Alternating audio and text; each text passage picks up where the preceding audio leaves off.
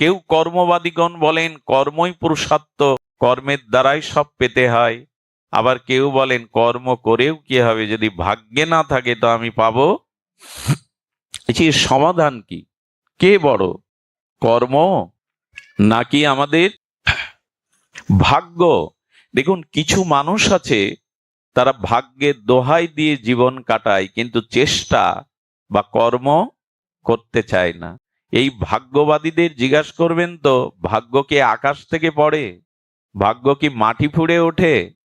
আসলে আমাদেরই কর্ম যেমন, দেখুন একটি গীতার শ্লোকে বলছে কর্মান্নে বাদিকারাস্তে মা ফলেষু কদাচন, কর্মে তোমার অধিকার কিন্তু ফলে অধিকার নেই।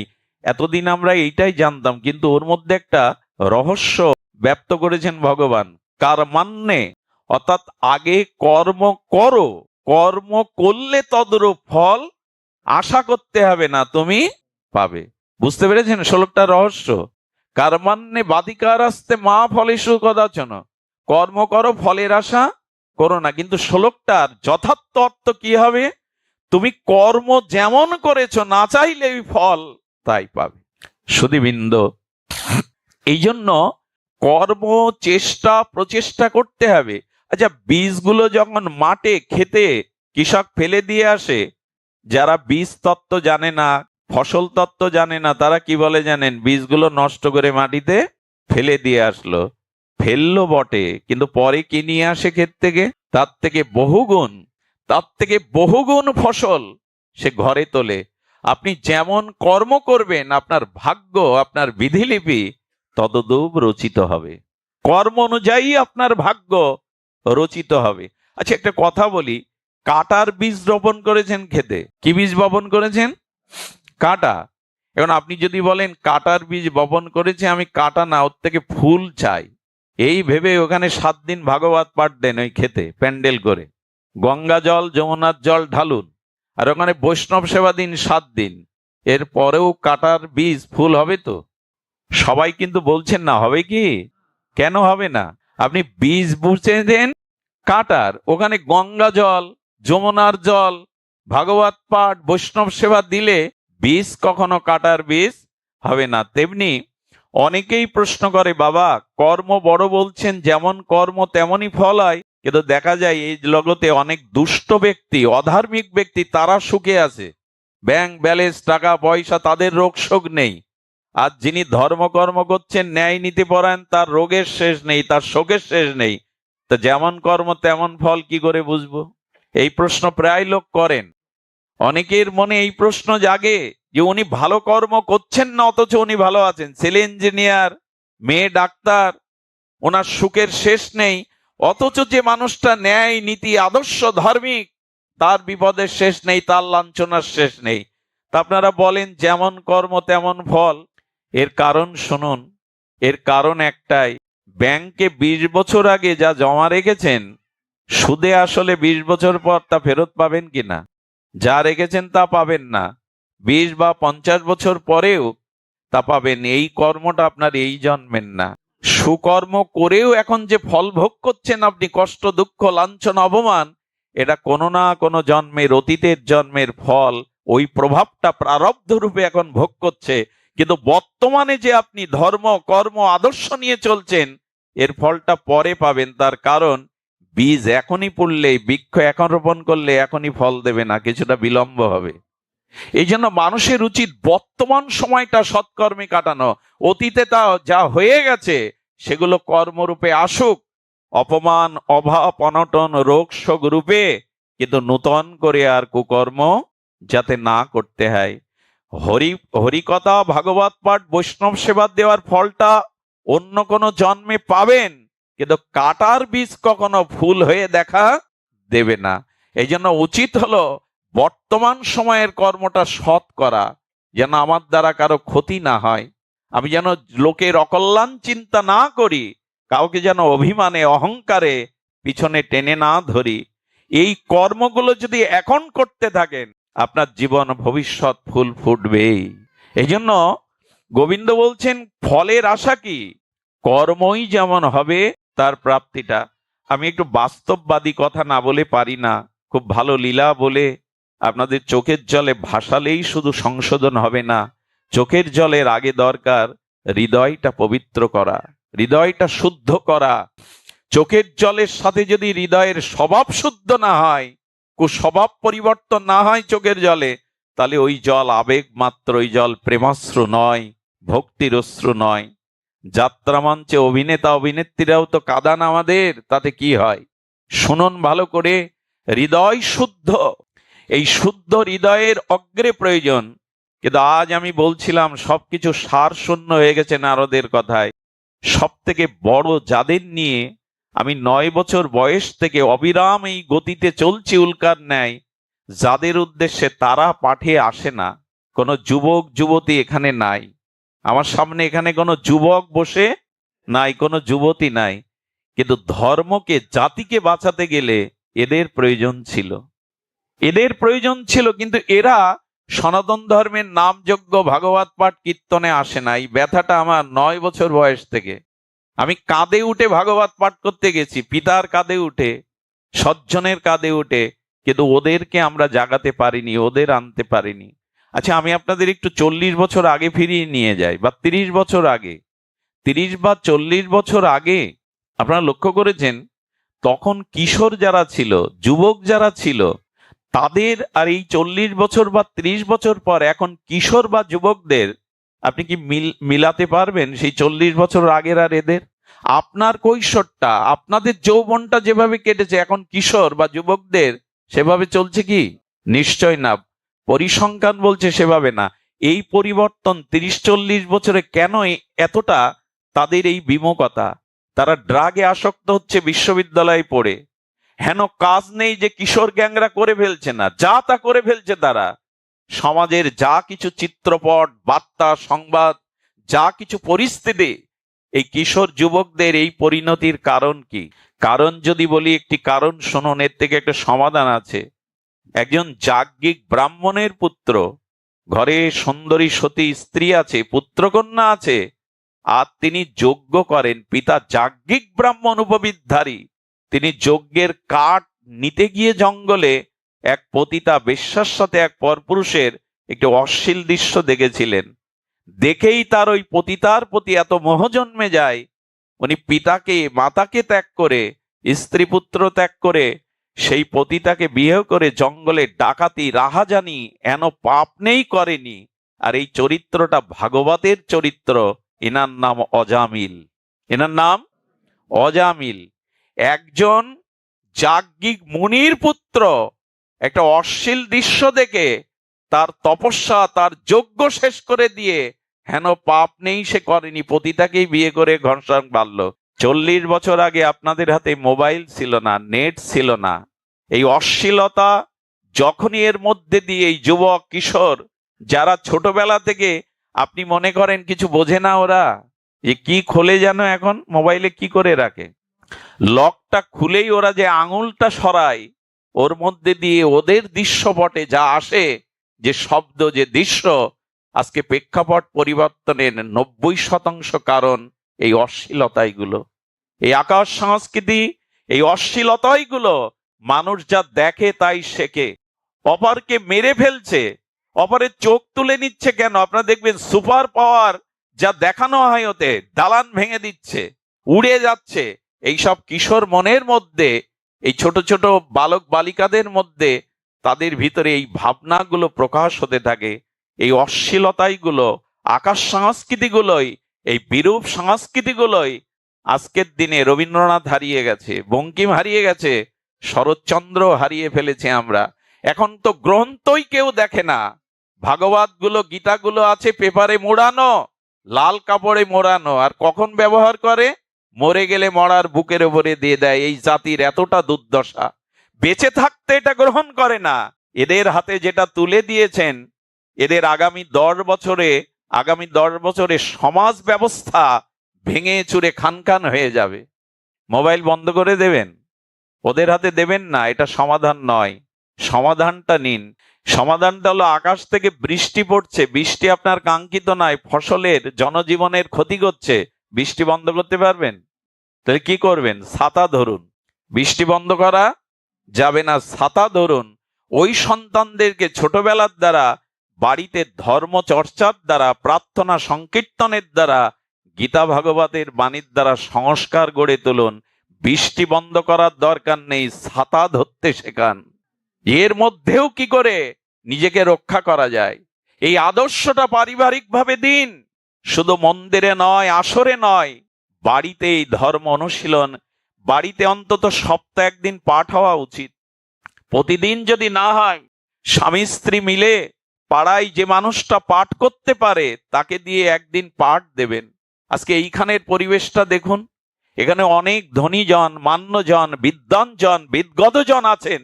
এখানের পরিবেশের দিকে তাকিয়ে দেখুন, এখানে অসৎ চিন্তা করার ক্ষমতা হারিয়ে ফেলবে মানুষ। এই পরিবেশের মধ্যে আসলে মানুষের মন অন্তত কিছুক্ষণের জন্য সদ্ভাবনার, সাত্ত্বিক ভাবনার উদয় হবে। বাড়িতে অন্তত সপ্তাহে একদিন বউ ছেলে মেয়ে সবাইকে নিয়ে পাঠ দিন। সকাল সন্ধ্যা করতাল খোল বাজিয়ে একটু হরিনামের ব্যবস্থা করুন। একে অপরকে, ছোটরা বড়দেরকে প্রণাম করতে শেখান। এই জিনিসগুলোই ওদের ছাতা ধরতে শেখাবে। বৃষ্টি বন্ধ করে লাভ নেই, ও পারবেন না আপনি। ছাতা ধরতে শেখান। কই সেই অনুশীলন? সেই অনুশীলন আমাদের কই? অবাক হয়ে যেতে হয়, জামাই বাবুর সাথে শালিকাকে মা তার ছোট মেয়েকে সাজিয়ে গুজিয়ে বলে সিনেমায় যা, মেলায় ঘুরে আয়, অথচ বাপ মা ভাগবতে যুবক যুবতীদের আনে না, হরি কথাতে আনে না। এখানে এই হলো দুর্দশা। এই জাতির কি করে অন্ধকার ঘুষবে আমি জানি না, তবে বাড়িতে ভাগবত চর্চা, শাস্ত্র অনুশীলন শুরু করুন। বাইরের যে আবহাওয়া তা কিন্তু টেনে হিস্ট্রে নিয়ে যাবে আপনার ঘরের সন্তানকে সর্বনাশ করার জন্য, আপনার ঘরের লক্ষ্মী সরস্বতীকে বিনষ্ট করার জন্য কিন্তু টেনে নিয়ে যাবে। সেই আকর্ষণের জাল চারিদিকেই বিস্তার করা আছে। ঘরে আধ্যাত্মিক অনুশীলন করুন। কটা হিন্দুর ঘরে মায়েরা ভোরে মঙ্গল আরতি দেন? শতকরা 5% হিন্দুরা ভোরবেলা মায়েরা মঙ্গল আরতি দেয় না। তো সে ঘরে অমঙ্গল ঢুকবে না তো কি ঢুকবে? যেখানে মঙ্গল আরতি নেই ভগবানের, সেখানে কি ঢুকবে? আর আমাদের যে দুর্দশার শেষ নেই। অনুষ্ঠানগুলো লাইট, প্যান্ডেল, গান বাজনা, এই রাজসিকতা কোথায়? সংস্কৃতি চর্চা কোথায়? সুস্থ ভাগবত চর্চা কোথায়? যেরা জাগবে। একদিন কালী পুজো তো 3 দিন 3 নাইট যাত্রা, 3 নাইট গানের কনসার্ট। মার সামনে এইসব করার কথা আছে চণ্ডীতে, ভাগবতে? আজ আমরা সেগুলোই করছি, আর তাই নিয়ে আনন্দ করছি। একবার দুর্গাপূজায় আমি পাঠ করতে গিয়ে দেখি 500-700 লোক রাস্তার পাশে দাঁড়িয়ে হাততালি দিচ্ছে। কি দেখছে জানেন? ড্রাইভারকে বললাম, ভাই একটু গাড়ি রাখুন তো, এখানে কি হচ্ছে? দেখলাম একটা ছোট্ট বাচ্চাকে অদ্ভুতভাবে বিকিনি পরিয়ে, কুসজ্জা দিয়ে, আর ওই বক্সের ডিজের গান দিয়ে, অশ্লীল গান দিয়ে নাচানো হচ্ছে। আর তার পিতার বয়সী, মায়ের বয়সী মায়েরা হাততালি দিচ্ছে তার ওই অশ্লীল নাচ দেখে। আর এগুলো আমদানি হয় সিরিয়াল থেকে। আমাদের পশ্চিমবাংলার যে গানের কনসার্ট গুলো হয় না ছোট, আচ্ছা কাঁঠালকে যদি জোর করে পাকান, কাঁঠালকে যদি জোর করে অসময়ে পাঠান, সেটা স্বাদ হবে? যে বয়সে যেটা জানার দরকার তার থেকে অধিক পরিমাণে জেনে যাচ্ছি আমরা। যার যে বয়সের যে স্বভাব, তাকে চাপিয়ে দেয়া হচ্ছে এই সংস্কৃতির নামে। এখন তার অবস্থা কি হবে? এসব কথা শুনতে আপনারা আসেননি, কিন্তু বলছি এই কারণে, এই ভাগবত অনুষ্ঠান থেকে যদি আমরা গৃহে কিছু ফিরিয়ে না নিয়ে যেতে পারি, আমাদের স্বভাবে যদি একটি স্বভাবও নিয়ন্ত্রিত না হয়, তবে এই ভাগবতের অর্থ কি দাঁড়ালো? এই ভাগবতের সার্থকতা কি দাঁড়ালো?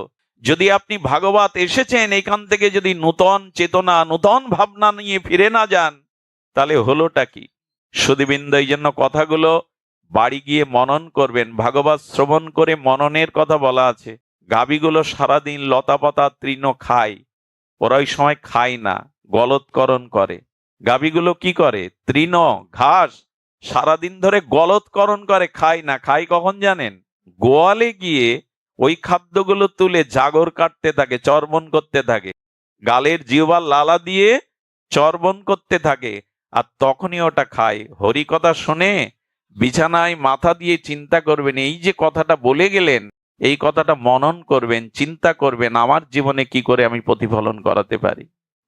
হরিকথা শ্রবণে মনন করতে হয়। ঘোল তো রয়েছে, মন্থন না করলে মাখন উঠবে? ঘোল রয়েছে, মন্থনটা তো করা চাই, নাহলে মাখন কি উঠবে? যা শুনলাম তা মনের দ্বারা আমাদের মনন চাই, এই মননের দ্বারাই আমাদের জীবনে নেমে আসবে। কিন্তু মনন আজ কি করব? যা বলি তা কি শুনি আমরা? শ্রীকৃষ্ণের মুরলীধ্বনির বংশীধ্বনি হয়েছে, সেই বংশীধ্বনি গোপীরা কোথায় ছিল? গোপীরা ছিল গৃহে। কেউ শুনতে পেল না, গোপীরা শুনলো কেন? শুনলো কেন জানেন?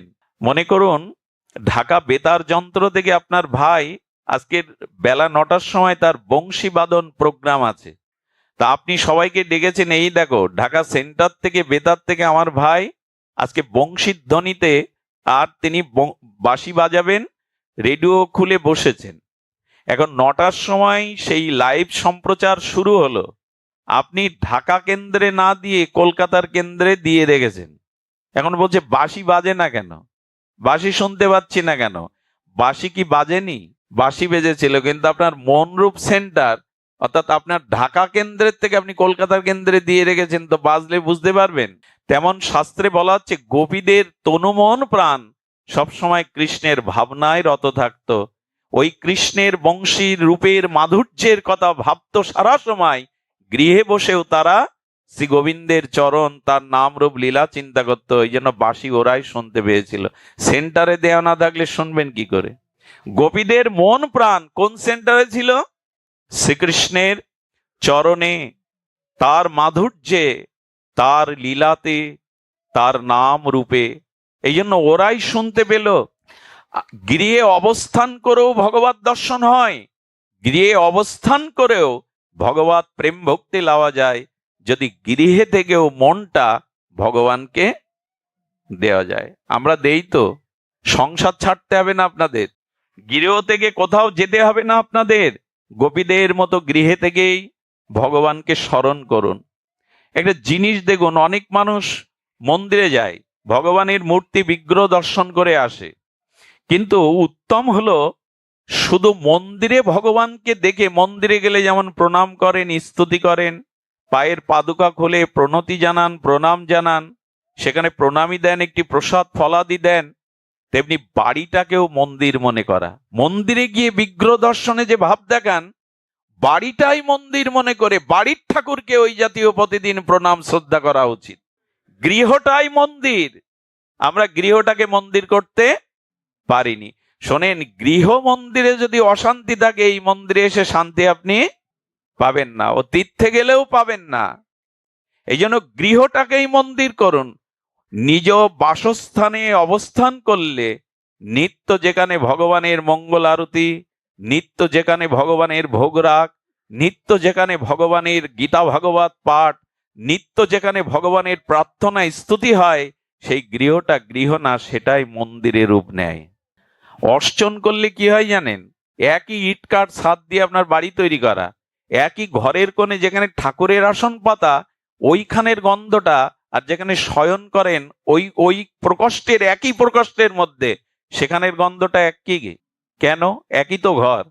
আসলে ওখানে নিত্য ধূপ ধীপ জ্বলে, ওখানে নিত্য তুলসী অর্চন হয়, এই জন্য ওখানের বাতাবরণটা পবিত্র হয়ে গেছে, সুগন্ধে ভরে গেছে। কিন্তু যেখানে শয়ন করি ওখানে এই পবিত্রতাটা নাই। একই ঘরে একই ইটকাঠের মধ্যে দুই জায়গার দুই অনুভূতি। এর একটাই কারণ, ওখানে স্তব স্তুতি হয়। তো যে বাড়িতে নিত্য ভগবানের ভোগ রাগ পূজা আরতি স্তুতি পাঠাদি হয়, সেই গৃহটাই মন্দির হয়ে যায়। আমরা প্লেট বসাতে পারলে বাঁচি। মন্দিরগুলো 2তলা করে প্লেট বসান, আপত্তি নাই, 5তলা করুন, কিন্তু গৃহটাকেই মন্দির করুন। এটাই হলো গৃহে বসে ভগবানকে পাওয়ার উপায়। গৃহ আর মন্দির। আচ্ছা, মন্দিরে কেউ জুতো পায়ে দিয়ে ওঠেন? সহসা ওঠেন কি? কিন্তু দেখবেন অনেক হিন্দুর ঘরে, যে ঘরে ঠাকুর রয়েছে, ছেলে বিলে বন্ধু বান্ধব জুতো পায়ে দিয়ে ওই ঘরে ওঠে, 2 জোড়া জুতোও রাখা আছে। এটা কিসের কিসের ভালোবাসা? এটা কিসের? গৃহটায় আশ্রম। শুধু সন্ন্যাস আশ্রম আশ্রম নয়, জ্যোতি আশ্রম, সন্ন্যাস আশ্রম। শ্রেষ্ঠ আশ্রম হলো গারস্থ আশ্রম। মহাপুরুষগণ কোথা থেকে আসে? সন্ন্যাস থেকে। কোন মায়ের গর্ভে গৃহাশ্রম থেকে সন্ন্যাসী জন্মায়, অবতার আসে, মহাপুরুষ আসে। এই গৃহটাকে মন্দির করতে পারিনি আমরা, মন্দির করেছি পাড়ায়। পাড়ায় মন্দির করুন, নগরে মন্দির করুন, ক্ষতি নয়, কিন্তু গৃহটাকে মন্দির করুন। গোপীদের প্রেম এতই, তারা গৃহে থেকে রাত দিন গোবিন্দের স্মরণ করত, মনন করত। এই জন্য দূর থেকে কৃষ্ণের বাঁশি বাজলে ওদের মনেই সাড়া দিত। গিরিরাজ গোবর্ধনে বংশীধ্বনি হচ্ছে, গোপীরা তা শুনতে পেত। কিছু মনে করবেন না, অনেক মানুষ সকালে উঠে তো স্নান করে, আর স্নান করে স্ত্রীকে বলে এক কাপ চা খাওয়া ভালো, আমি নিষেধ করছি না, চা খান। পায়ের উপরে পা দিয়ে এইবার খবরের কাগজ চাই, স্থানীয় পেপার, জাতীয় পেপার, আধা ঘন্টা 20 মিনিট তো পেপার দেখেন। আচ্ছা, দেশের দুরবস্থা পড়ে আপনি দূর করতে পারবেন, সমাধান করতে পারবেন? কিন্তু 20 মিনিট 30 মিনিট যে ব্যক্তি খবরের কাগজ পড়ে, পড়ুন, নিউজ পড়ুন, আমার আপত্তি নেই, কিন্তু ওই স্নান করে এসে ঠাকুর ঘরে গীতার একটা শ্লোক পড়তে 5 মিনিট লাগে। কতজন পড়ে সেটা? সকালবেলা উঠে চা খেলেন, কিন্তু যে বাড়ি মায়েরা ঠাকুরকে সকালবেলা অর্চন করে, ওই অর্চন করতে গিয়ে রাধা মাধবের চরণে তুলসী দিয়ে যে অভিষেকের জল, ওটার নাম চরণামৃত। প্রতিদিন চা খান, কজন হাত তোলে বলুন তো প্রতিদিন চরণামৃত পান করেন? এই 500 যদি 600 লোক থাকে, এর মধ্যে 2-4 জন হাত তুলতে পারবে। এর কারণ কি? চা খেতে ভালো লাগে, না খেলে মাথা যন্ত্রণা করে। আরে চৈত্রের প্রখর রৌদ্র বলে লেবু চা, লেবু চা, মাথা ঘোরে চা না খেলে। অথচ চরণামৃততে কি বলা আছে জানেন? অকাল মৃত্যু হরনাম সর্ব পাপ প্রণাশনাম বিনাশনাম। সর্ব পাপ বিনষ্ট হয়, অকাল মৃত্যু পর্যন্ত দূর হয় গোবিন্দের চরণামৃত পেলে। তা পাওয়ার সময় আমাদের নাই, কিন্তু চা প্রতিদিন আমার চাই। চৈত্রের প্রখর রৌদ্রেও 1 কাপ দাও। মঙ্গল চাই কিসে? ওই যে বললাম, ভাগ্য তৈরি হয় কিসে? কর্মের দ্বারা। আপনি যেমন কর্ম করবেন, তৎজাতীয় ফল প্রাপ্তি রূপে ভাগ্য আপনার জীবনে ধরা দেবে। মঙ্গল, হ্যাঁ, সুখ চাও তুমি, ভোগ চাও তুমি, সুষ্ঠু কিছু করবে না। আবার শুনুন, সুখ চাও তুমি, ভোগ চাও তুমি, সুষ্ঠু কিছু করবে না। ও চাওয়া তো বাতুল চাওয়া, দুর্ভোগ ছাড়া জুটবে না। সুখ চাইলেই পাওয়া যায়, শান্তি চাইলেই পাওয়া যায়। মানুষ আজ এটা শুরু করেছে। শুধু চিন্তা করুন, বাড়িতে আমরা কত কথাই বলি। আচ্ছা, কিছু কিছু মানুষ আছে, বিকেলবেলা মায়েরা বাবারা বাড়িতে যারা আছে ওদের সাথে কথা বলে পুষায় না, ক্ষুধা মেটে না, পাড়ার কোথাও চলে যায়, সেখানে গিয়ে 4-5 জন নিয়ে বসে। আর ওই গল্প যদি একবার শুরু হয়, কি গল্প জানেন? আমার বড় জামাই প্রফেসর আর মেজো জামাই ওসি, পাশে যারা থাকে ছোট জামাই, শুরু হয়ে গেল। এত কথা যে বাড়ি কোলাচ্ছে না, বাড়ি পোষাচ্ছে না, এই জন্য কারো চায়ের দোকানে পাড়ায় চলে যায়, ওই নিয়ে শুরু হয়। শাস্ত্র বলেছে, আন কথা না বলিবে, আন কথা না শুনবে, সকলেই করিবে পরমার্থ। ঠাকুর নরোত্তম বললেন, পরিবারে যাদের সাথে যতটুকু কথা বলা দরকার ততটুকু প্রয়োজনে কথা বলো, অত বকবক করো না। আন কথা বলো না, আন কথা শোনো না, এর দ্বারা অনর্থ আসবে। আজকে কৈকেয়ীর কানে মন্থরা কয়েকটা কথা দিয়ে দিল, আর তাতে রামকে বনবাসে পাঠিয়ে দশরথকেই মেরে দিয়ে বিধবা হয়ে গেল। অসৎ লোকের বার্তা, অসৎ লোকের আন কথা, বিষয় কথা কানে নেবেন না। চাকরি ব্যবসা করতে হয়, যেটুকু কথা বলার কর্তব্য বলবেন, বাইরে গল্পগুজব করে করলে লাভ নেই। আমাদের মহাজন বললেন, দিবস যামিনী আবল তাবল কত পাঁচাল পাড়িতে পারো, তাহার মাঝে একবারও কি রাধা মাধব বলিতে নারো। এত কথাই খুব ফোটাও, তার মধ্যে ভগবানের নামটা একবার নিতে পারো না। এত কথা বলো, অথচ ভগবানের কথা নাই। এই জন্য যার মুখে হরি কথা নাই, তার কাছে না যাওয়াই ভালো। সে বিষয় কথা আপনার ভিতরে দিয়ে টেনে নামাবে আপনাকে। কি লাভ এত কথা বলে? হরি কথাই কথা, আর সব বৃথা ব্যথা। হরি কথাই কথা, আর সব বৃথা। আচ্ছা, আপনারা যারা এখানে আছেন, আমি যদি রাজনৈতিক বক্তব্য দিতাম, কোন দলের পক্ষে এরকম লোক এসে বসে থাকছেন চুপচাপ, আমি যদি এই তল্লাটের চেয়ারম্যানের বর্ণনা দিতাম, শুনতেন কেউ? আসতেন এত লোক? এসেছেন কেন? এই গাড়ি করে, এত কষ্ট করে, হরি কথা হবে তাই। এই কথারই সার্থকতা। আন কথা বলে কি পাবো আমি? এই জন্য বললেন, মানুষ মুখে অনেক বাক্য ব্যয় করে, বৃথা বাক্য ব্যয় করে, অথচ সেই মুখে সেই জিহ্বায় হরির নাম নেয় না। এর থেকে কি করে ভাগ্য চাই আমরা, সৌভাগ্য। এই আচরণগুলো বদলান। জিহ্বার দ্বারায় অনেক পাপ হয়, শুনে রাখুন। পৃথিবীতে দুটো জিনিস দ্বারা সব থেকে বেশি পাপ হয়, পতন হয়, একটা চোখ আর একটা হলো জিহ্বা। এই দুটো জিনিস সংযত যার নাই, সে ভগবত ভক্তির অধিকারী নয়। বাইরে গেলে যেখানেই যান এই দুটো জিনিস সংযত রাখবেন। জিহ্বা খুব পবিত্র বস্তু, ওখানে কোনো হাড় নেই, সব নরম। ভগবান ওখানে রস দিয়েছেন, এত রস অন্য কিছুতে টক দিলে টকের রস বেরোয়, মিষ্টি দিলে মিষ্টি।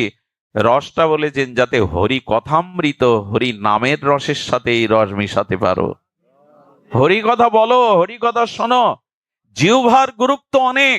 মৃত্যুর সময় যদি জিহ্বা একবার হা রাধে বলতে পারে, আপনি পার পেয়ে গেলেন।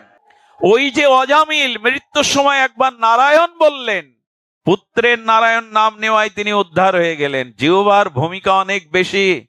সারা জীবন জিহ্বা নাড়ান, অভ্যাস করুন। মৃত্যুর সময় যদি একবার হা রাধে এই শব্দ উচ্চারণ হয়, পার পেয়ে গেলেন আপনি। আচ্ছা, একজন বলছে সারা জীবন ভালো কর্ম করলো না, মৃত্যুর সময় রাধে বলে দেখো, সারা জীবন কুকর্ম করলে কি হবে? মাঝখানে কোনো সাধুর কৃপা পেয়েছে, ভগবত কৃপা পেয়েছে, নাহলে রাধা নাম শুনবে কোথায়, রাধার নাম মনে পড়বে কোথায়? ওই সুকৃতি মনে পড়েছে, রাধা নাম এসে গেছে। অনেকেই বলে ওই নিলে কি হবে। আচ্ছা, আমি একটা দৃষ্টান্ত দেই। সারা বছর একটা ছেলে লেখাপড়া করেনি, পরীক্ষার সময় পাশে একজন ব্রিলিয়ান্ট ছাত্র ছিল। সে দেখলো একই ক্লাসে পড়ি, ওকে একটু সহযোগিতা করি যাতে পাসটা করতে পারে। ও সারা বছর পড়েনি, এখন ওকে খাতা দেখিয়ে দেখিয়ে লেখার সুযোগ দিল। এখন সারা বছর না পড়েও পাস করবে কিনা? তেমনি সারা জীবন হরি বলেনি, কোন স্বীকৃতিতে যদি শেষের সময় একবার হরি বলে, নকল করেও যদি পাস হওয়া যায়, তো একবার রাধা বললে শেষের দিনে পাস হবে না কেন? এই জন্য অভ্যাসটা রাখুন, কখনো কখনো কানে এটা দিন, হরি কথা হরি নাম দিন, যদি একবার বেরিয়ে পড়ে। আমাকে একজন বললেন, মঙ্গলজি এই শরীর দিয়েই তো ভজন সাধন, এভাবে শরীর নষ্ট করছেন কেন? বাড়ি বসে নাম করুন, বাড়ি বসে শাস্ত্র অধ্যয়ন করুন, এইভাবে কেন শরীর নষ্ট করছেন? আমি বললাম, বাবা, মানুষ যৌবনে অনেক আয় করে জমা রেখে দিলে বৃদ্ধ বয়সে বসে খেলেও সেটা ফুরোয় না, লোকের কাছে হাত পাততে হয় না।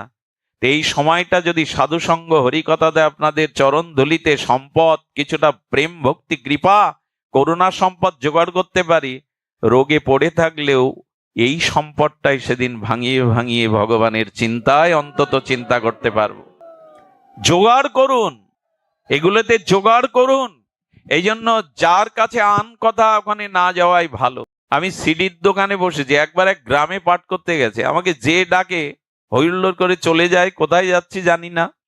তো গিয়ে দেখি রাত 9:30 বাজে, পাঠে কেউ আসেনি, 2-4 জন ভক্ত ছাড়া। তা আমি কমিটির কাছে জিজ্ঞাসা করছি, বাবা কাউকে নিমন্ত্রণ দেননি, ভক্তদের জানাননি? বলে জানিয়েছি, কিন্তু ওরা আটকে গেছে। আটকে গেছে কোথায়? বলে আমাদের পাশে বাজার, তো এখানে অনেক সিডির দোকান, আজ ক্রিকেট খেলা হচ্ছে, আর যার যার ওইখানেই সব সিরিয়ালে আর খেলাতেই আটকে গেছে, একটু পরে আসবে। আমরাও আটকে যাচ্ছি এইভাবে। এই আটকানোর স্রোতটা ভেঙে এখানে কিছু সঞ্চয় করুন, শেষের দিনে মনে পড়বে। দেখেন, বাড়ি বসে বসে থাকলে এই আসরের কথাও তো মনে আসতে পারে, এগুলো তো মনের ক্যামেরায় ছবি তোলা থাকছে। কোনো ভক্তের, প্রিয় ভক্তের মুখগুলো, এই বাতাবরণগুলো শেষের দিনে হয়তো এই স্মৃতিটা মনে জেগে যাবে। তাই যেখানে গেলে এই স্মৃতি জাগে, হরি কথা মুখ দিয়ে আসে, সেখানেই যান।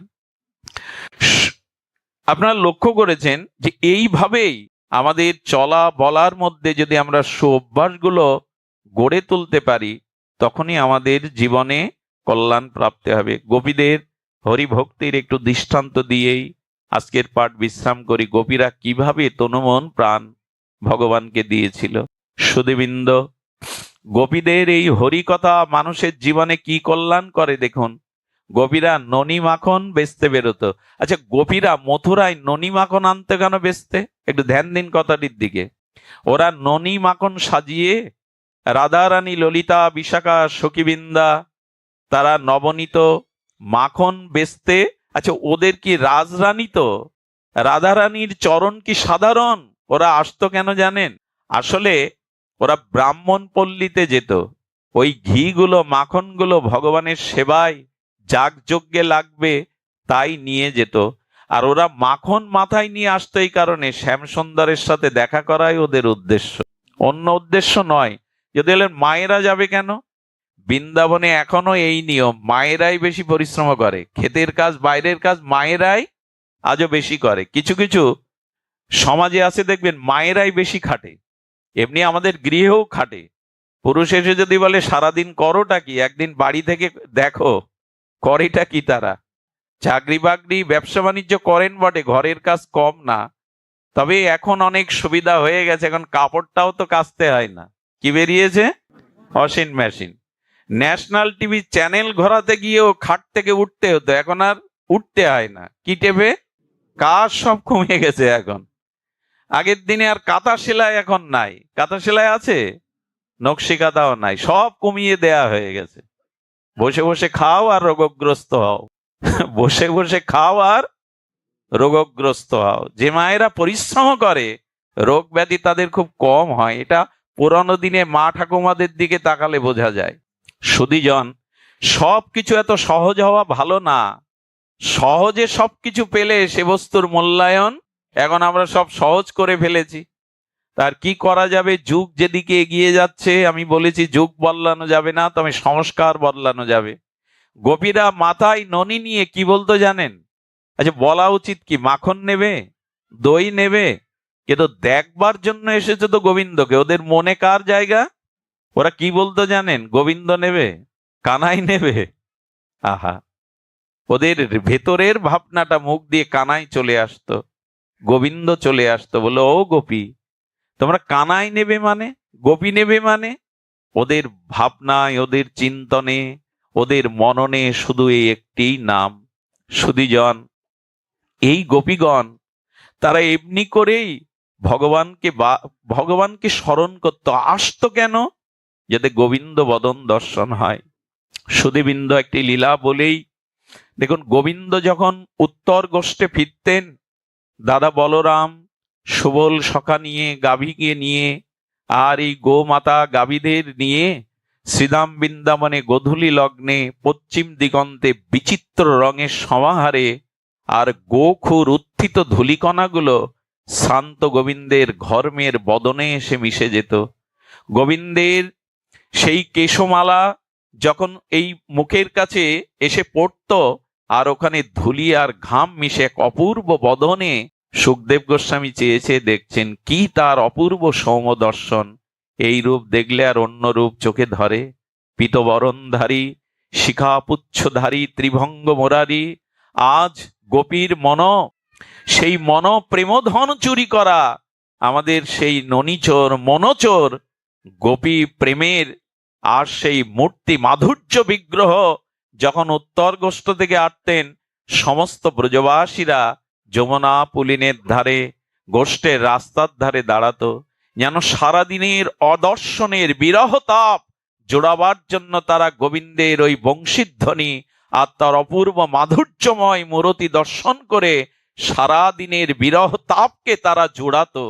এই জন্য পাশে এসে দাঁড়াতো। রাধারানী তো সবসময় রাস্তায় আসতে পারেন না, রাধারানী চিলেকোটার উপরে দাঁড়িয়ে প্রিয় নর্ম সখীবৃন্দ সহ গোবিন্দের প্রতীক্ষা করছে। আমাদের চোখ চেয়ে থাকে তো তাকে দেখবার জন্য। গোবিন্দ আসছেন আর মুরলীর ধ্বনিতে ব্রজের আনন্দময় আনন্দ দান করতে করতে আর ধেনুবৎস নিয়ে তিনি চলেছেন। দাদা বলরামকে একটু আগে দিয়ে গোবিন্দ একটু পিছনে পড়েছেন। আমাদের নটকিশোর নটবর আর এই কিশোর মণি তিনি আসছেন। রাধারানী, আচ্ছা ভগবানের কোনটা আগে দেখতে হয়, চরণ না বদন? চরণই দেখতে হয়, ওইখানেই তো সব। রাধারানী গোবিন্দের চরণের দিকে দৃষ্টি পড়েছে।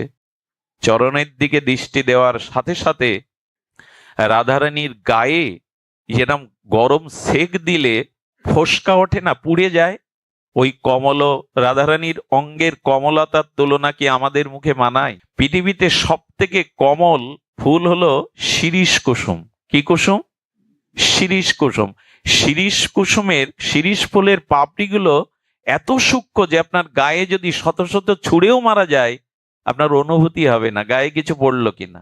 তা শিরীষ কুসুম সম এই রাধারানীর কোমল শ্রী অঙ্গ গোবিন্দের চরণ দর্শনের সাথে সাথে তার গায়ে লাল যেন কে তাপ বা ছেক দিচ্ছে। ললিতা বলছে, রায় রায় তোর শ্রীঅঙ্গে এত তাপের চিহ্ন কেন? রাধারানী বলছেন, ওই দেখ আমার রাধা জন্ম বৃথা হলো। বিশাখায় গিয়ে বলছে, কেন রায়? বলে, আমার রাধা জন্ম বৃথা হলো। আমি যদি পদ্ম হয়ে জন্মাতে পারতাম এই জন্ম সার্থক করতে পারতাম। কেন রে রায়? পদ্ম হয়ে জন্মালে কেন সার্থক হতিস?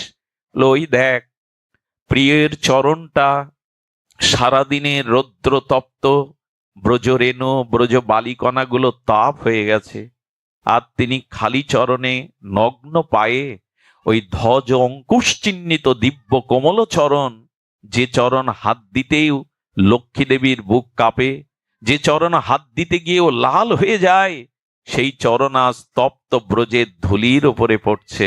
ওরে আমার রাধা জন্ম বৃথা।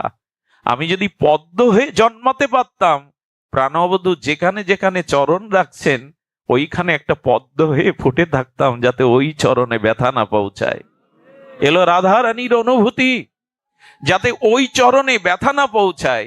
রাধারানীর অঙ্গে এক একটা ব্যথার ছেক লাগছে ওই চরণের কথা ভেবে।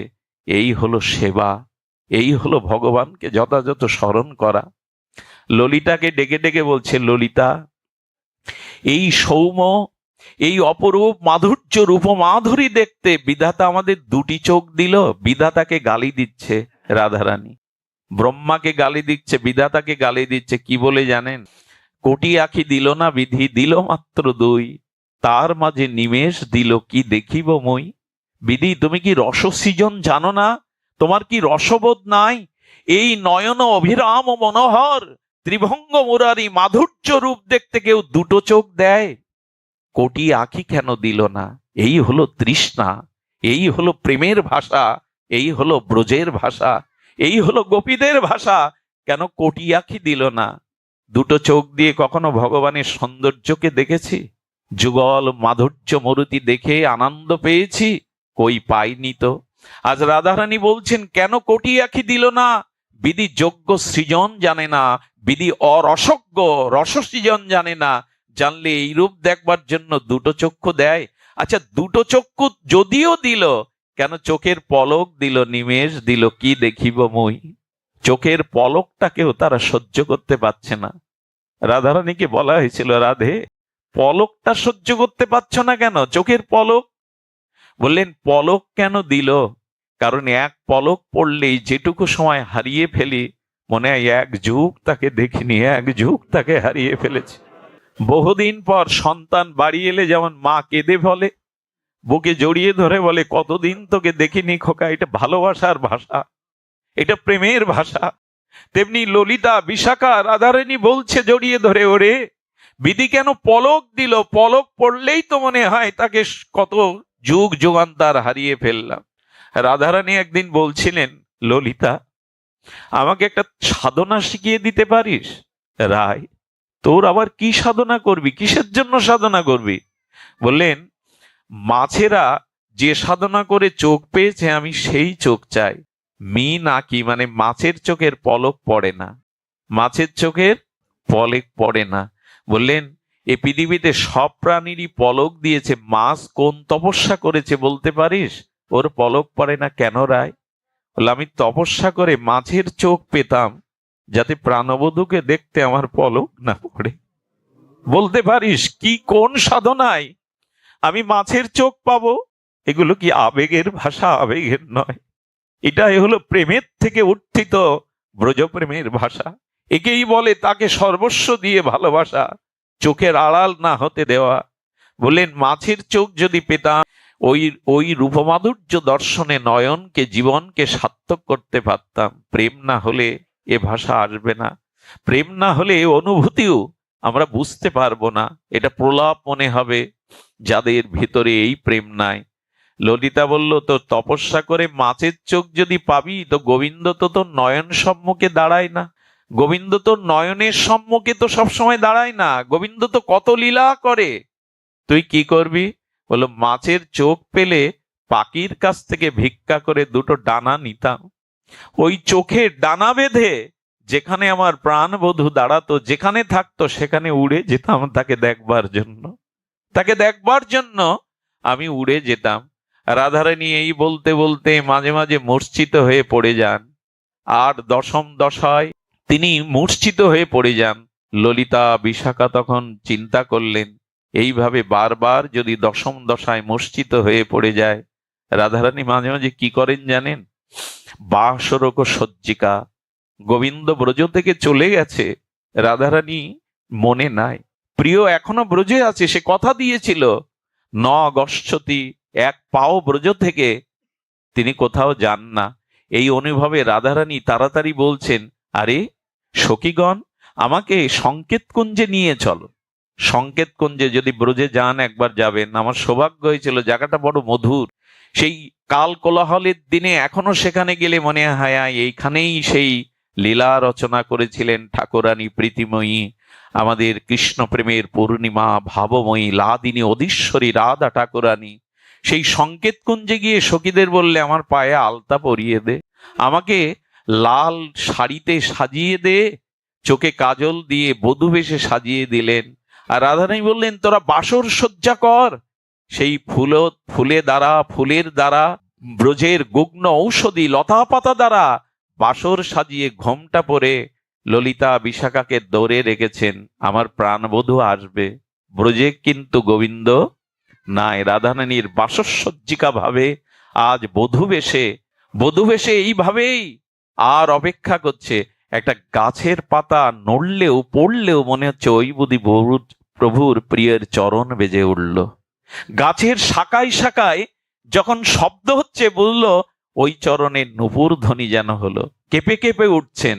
প্রভুর অপেক্ষা করতে করতে সারা নিশি হয়ে গেল। ভোরবেলা যেন প্রাণের আবেশে স্ফুটে দেখছেন বধূ এসে দাঁড়িয়েছে সামনে। বলে, ওকে চলে যেতে বল, ওর মুখ আমি দেখবো না, ওকে চলে যেতে বল।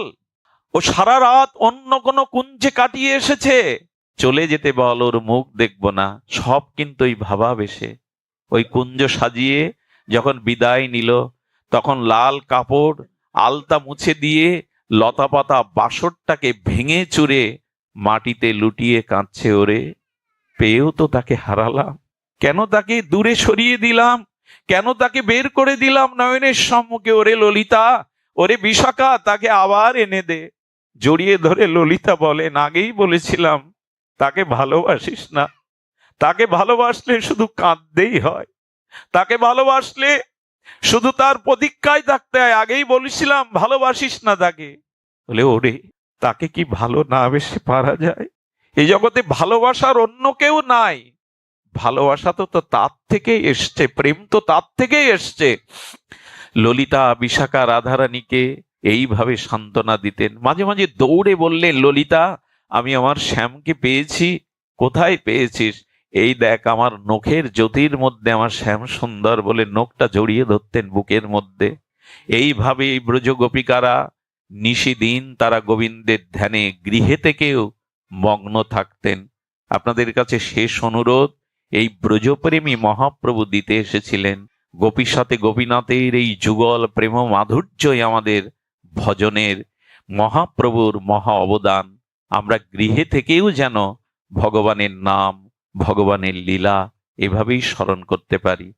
আমি এত দূরে স্বভাব সম্ভবত আসি না, কিন্তু কেন জানি না আমাদের শান্তদা, কার্তিক বাবা, মনতোষ দা, শ্যামলদা বারবার বলছিলেন আসার কথা। এসে এইটুকু পেলাম, আপনারা হরিকথার যোগ্য শ্রোতা, হরিকথা শোনার আপনাদের অনেক ব্যাকুলতা।